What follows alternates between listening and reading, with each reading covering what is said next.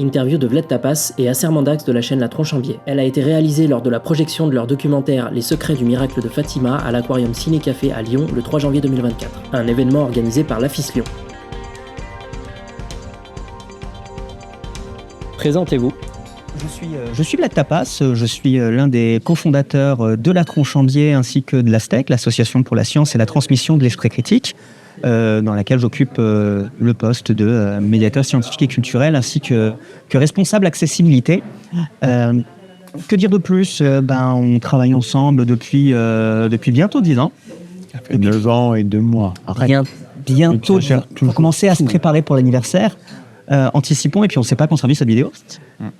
Et puis, ma foi, ça m'a l'air pas mal. Je pense qu'on dirait plus durant l'interview. Acer Mandax, Thomas Sédurant, comme Vlad, cofondateur des deux structures. Et je suis l'auteur des vidéos. Vlad, lui, fait de la musique, il est musicien de base. Moi, je suis docteur en biologie, initialement, et intéressé par l'esprit critique depuis longtemps. Et voilà, donc on a lancé la chaîne, ça fait un peu plus de 9 ans. Et j'ai des bouquins de vulgarisation à côté sur différentes thématiques. Quel rôle ont joué l'AFIS et la revue Science et Pseudosciences dans votre parcours sceptique ? Je ne sais plus quand est-ce que vous en avez entendu parler, mais c'était certainement sur les réseaux synthétiques, sur Internet, je pense sur Facebook. Le fait est que l'AFIS... Et puis la revue était déjà connue, on connaissait la revue Science et Pseudosciences. L'AFIS est un incontournable dans le paysage critique. À partir du moment où on travaille dans l'esprit critique, on finit toujours par entendre parler de l'AFIS, qu'on y travaille, qu'on soit amateur d'esprit critique, bien entendu. Et l'AFIS offre toujours des ressources qui sont remarquables. Je veux dire, la revue Science et Pseudosciences est toujours très, très intéressant. C'est un rendez-vous régulier, c'est toujours très, très agréable de le recevoir, que ce soit dans sa boîte aux lettres physique ou mail, avec des sujets qui sont vraiment très sincèrement bien traités. C'est une bonne ressource. En plus, maintenant, c'est des événements durant lesquels on peut se retrouver. Ça aussi, c'est quand même pas mal intéressant. Par exemple, j'ignorais qu'il y avait des antennes locales de l'AFIS. Ah oui, en plus. Donc dépendant de la région, il peut rentrer en contact avec l'AFIS. C'est super. Abonnez-vous. Appelez-vous. Là, on fait cette interview dans le cadre d'un événement où on est invité. C'est une projection de notre documentaire sur le miracle de Fatima. Donc, il y a plusieurs personnes qui vont venir. C'est aussi l'occasion de se rencontrer des collègues sceptiques, rencontrer le public. Donc, c'est super. Merci, l'AFIS. Et l'ASTEC dans tout ça ? Mais au fait, l'ASTEC, qu'est-ce que c'est ? L'Association pour la science et la transmission de l'esprit critique, fondée en 2016, pour encadrer le travail et les revenus de La Tronche en Biais. Voilà, donc on l'a créé pour ça. Faire la chose proprement. Et puis, au fil des années, c'est devenu une structure très utile pour faire grandir le projet. Pour fédérer les personnes. Moi, j'ai été salarié, maintenant ça se termine. Vlad est salarié depuis 1 an. Tout à fait.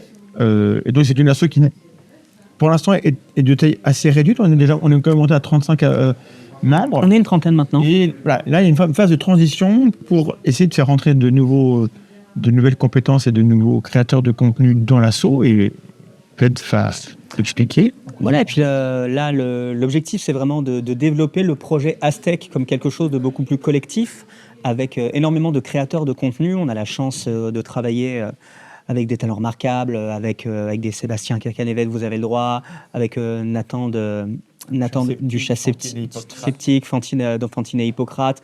Vraiment des personnes dont on admire le travail depuis des années très très souvent, et avec lesquelles on s'est dit, on a des objectifs communs, on a les mêmes envies, pourquoi ne pas se fédérer pour essayer de s'aider les uns les autres, lire les textes les uns les autres, produire du contenu ensemble.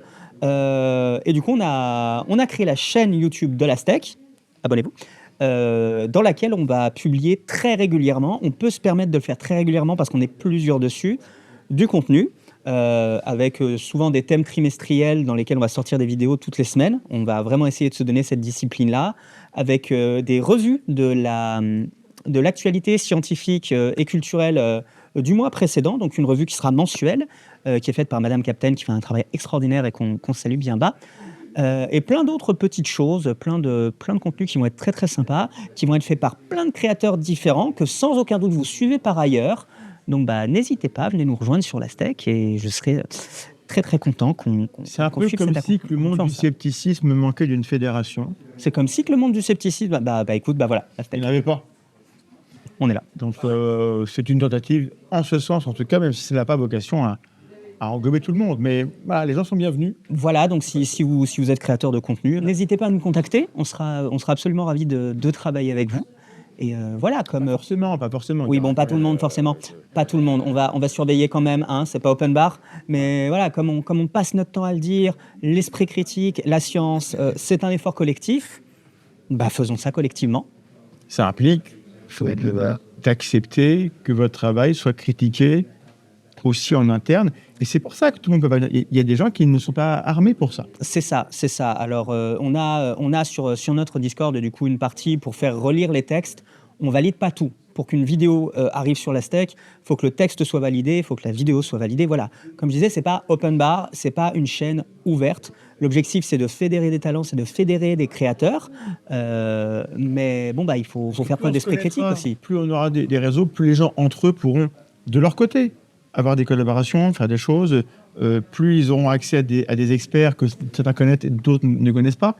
Le but, c'est de mettre en commun de la bonne intelligence. Voilà, on commence à avoir des experts de plein de domaines différents. Bon, si vous avez par exemple envie d'écrire un script sur un sujet, on aura certainement quelqu'un qui sera compétent pour le relire et qui pourra aider. Voyez-vous des thématiques intéressantes qui ne sont pas encore abordées dans la sphère sceptique ? Tout est intéressant et tout peut être vu sous l'angle sceptique. Ouais. Puisque de toute façon, on se dit, mais pourquoi est-ce qu'on pense ce qu'on pense ? Maintenant, quand on regarde un petit peu la structure du monde sceptique, et j'ai eu l'occasion de le dire aux 50 ans de la FIS, je crois, il y a un manque de sciences humaines et sociales. Ça, c'est incontestable. Dans le fond culturel des gens qui sont dans le milieu. On est plus issus des sciences dures, sciences naturelles, sciences dures avec des guillemets. Sciences inhumaines, je préfère. Voilà. Donc, il y a ce côté-là. Alors, nous, sur la chaîne, on a plus d'invités quasiment qui viennent des sciences humaines sociales que du reste. Mais bon, il y a cet aspect-là. Et puis, il y a peut-être ce qui manque, c'est un peu d'autocritique sur qui on est, ce qu'on fait, comment on le fait, quelle image on donne de nous, est-ce qu'on est efficace dans notre manière de militer ou pas. Tu emploies le terme militance parce qu'il y a une forme de militance aussi. De communiquer. Voilà. On veut produire un effet sur la société, sur le champ social, comme on dit. Voilà. Et est-ce qu'on mesure ce qu'on fait ? C'est pas sûr qu'on le mesure. Et on reçoit des critiques de certains milieux qui sont des critiques que je trouve malhonnêtes. C'est pas pour ça qu'il ne faut pas que nous on se fasse des critiques sur est-ce qu'on ne pourrait pas faire mieux. Je pense qu'on peut faire mieux.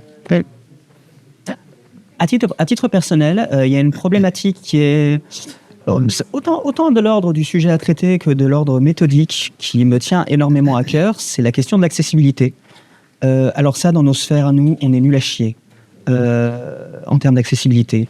Déjà, on a un vocabulaire qui est hyper jargonneux. Et je m'inscris, je m'inscris en premier coupable là-dessus.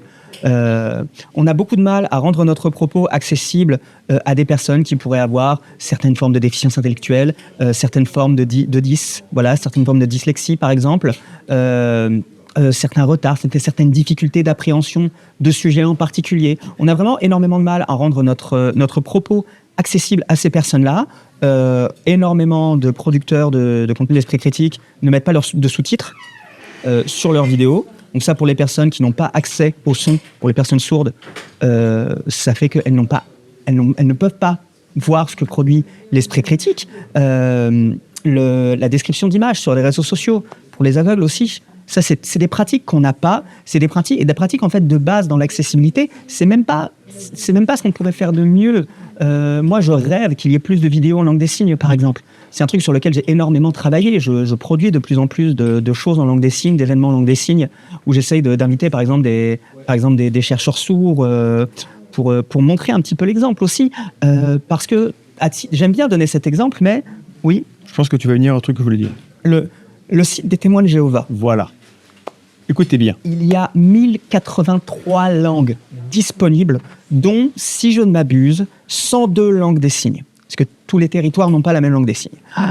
Et nous... Il y a des populations qui sont les cibles des témoins de Jéhovah et d'autres mouvements sectaires, ou pseudo-sectaires, en tout cas, sont à l'opposé de nous dans le spectre de la méthode. Complètement. Et eux, ces populations-là, ils s'y attaquent. Voilà. Et nous, on n'est pas sur le terrain.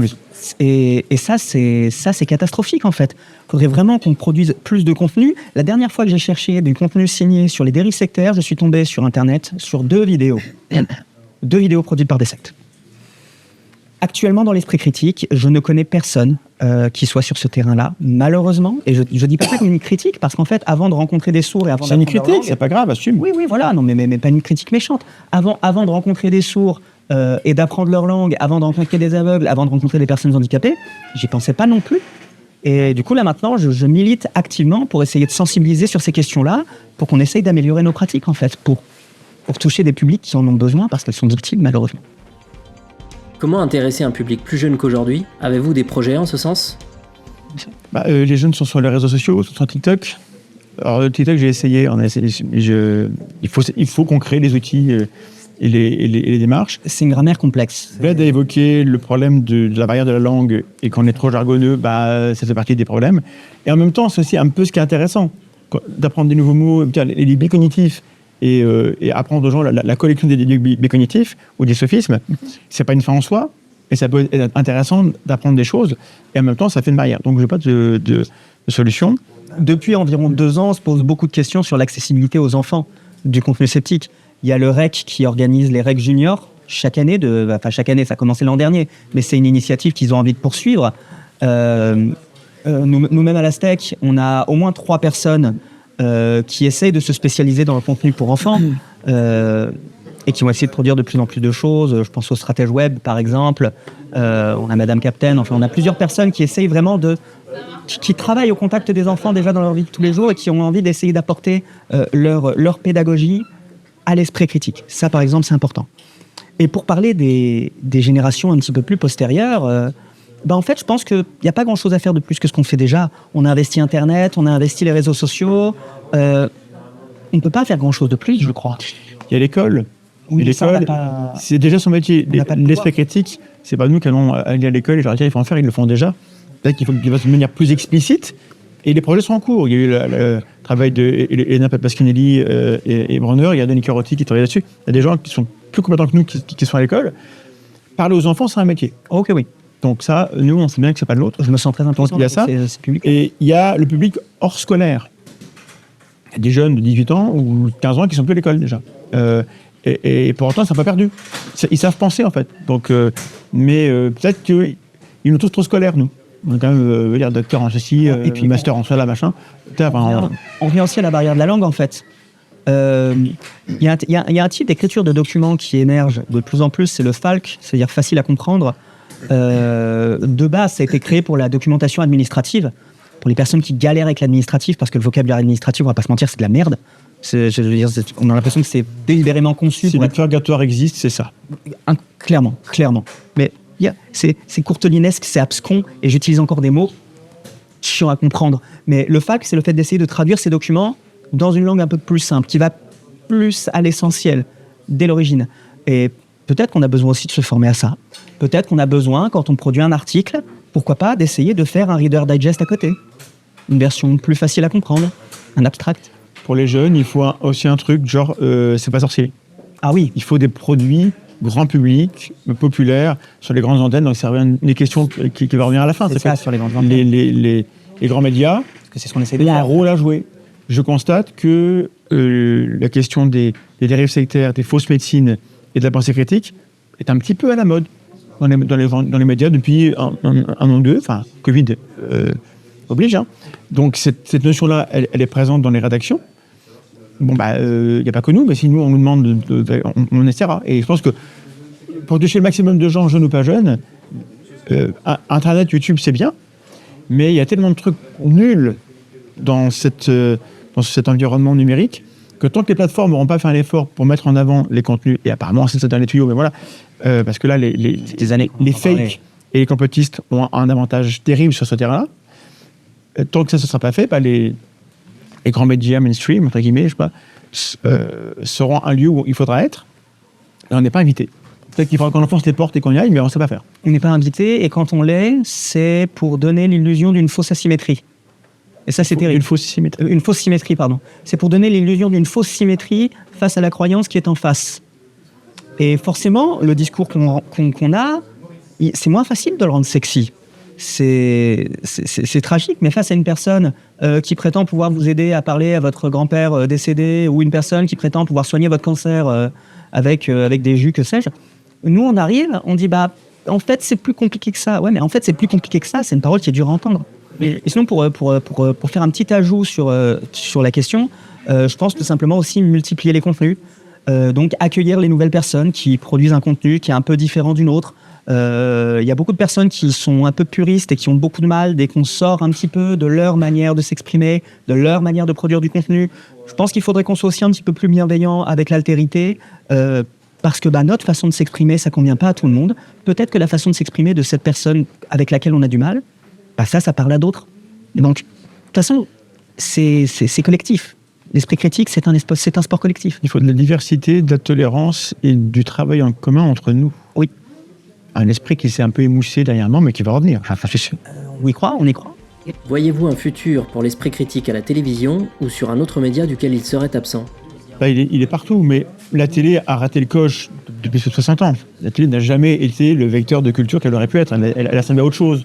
C'était un supermarché, c'est une vitrine pour vendre des trucs, la télé. Donc elle a raté le coche. Pour autant, elle continue d'être présente dans les foyers. Et nous, notre parole, puisque on croit qu'elle est importante pour les gens et qu'elle est utile, il faut qu'on l'amène là où sont les gens. Donc aujourd'hui, il faut être sur Facebook, même si Facebook, c'est terrible. Il faut être sur Twitter, pour l'instant encore, même si Twitter, c'est le cancer. Il faut être présent sur les...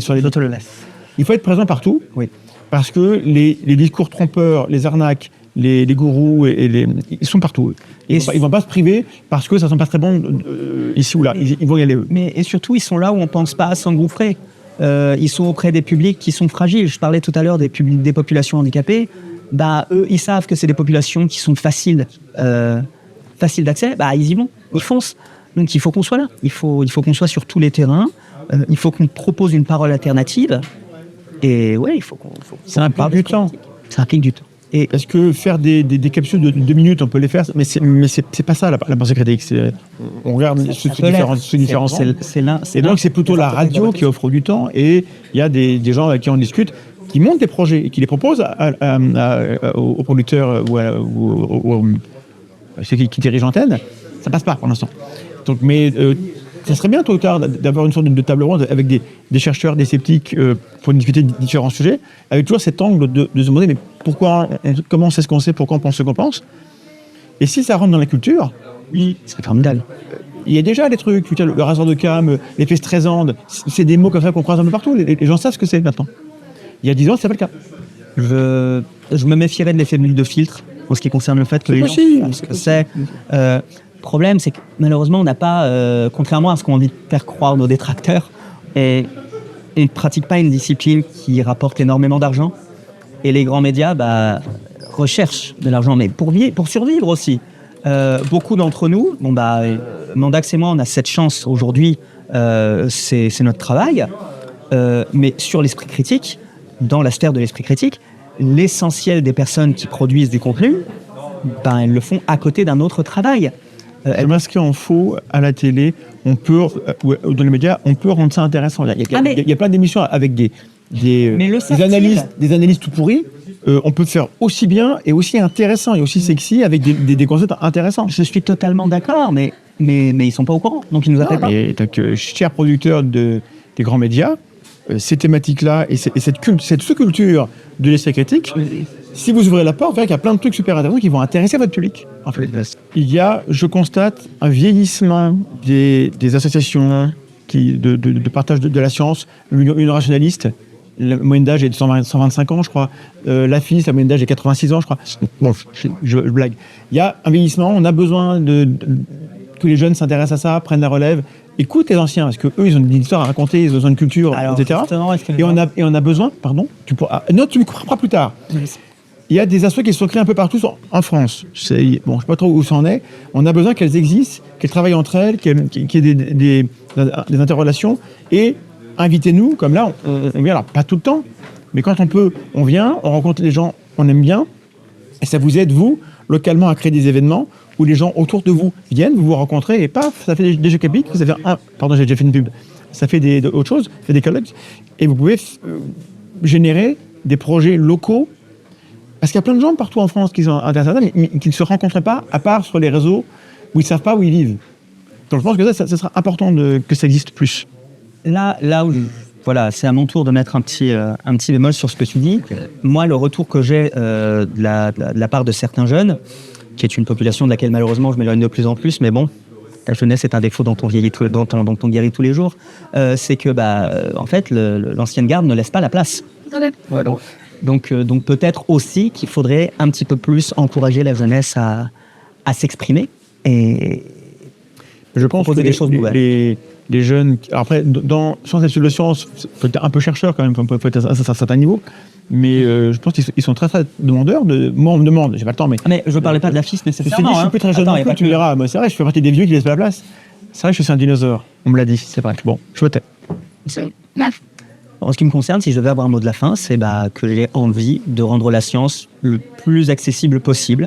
Je parlais du handicap, j'ai envie de parler aussi des personnes qui ne trouvent pas forcément la science sexy, des personnes qui n'ont pas eu la chance de pouvoir aller à l'université. Moi, je viens d'un milieu très prolo, mes parents se sont saignés aux 80 pour que je puisse aller à l'université. Ma première idée, ça a été de rendre ce que j'apprenais accessible à tous, à ceux qui n'avaient pas la chance d'avoir eu accès aux études supérieures, ou même qui n'en avaient pas eu envie. Il y a plein de gens qui n'ont pas forcément envie de faire des études supérieures, mais qui s'intéressent à la culture, qui s'intéressent à la science. Donc, le fait de rendre nos contenus accessibles sur des plateformes grand public, pour moi, c'est essentiel. Et puis, évidemment, les rendre, là, c'est vraiment mon cheval de bataille, évidemment, mais les rendre accessibles, effectivement, aux personnes qui n'ont pas forcément accès à tout leur sens ou à toutes leurs qualités cognitives, voilà, je pense que c'est important. Donc voilà, pour moi, un mot de la fin, accessibilité. Retrouvez la FIS Lyon sur Instagram, Facebook, YouTube et Twitter. Découvrez la revue Sciences et Pseudosciences éditée par la FIS. Adhérez ou devenez bénévole à la FIS sur www.afis.org. À bientôt!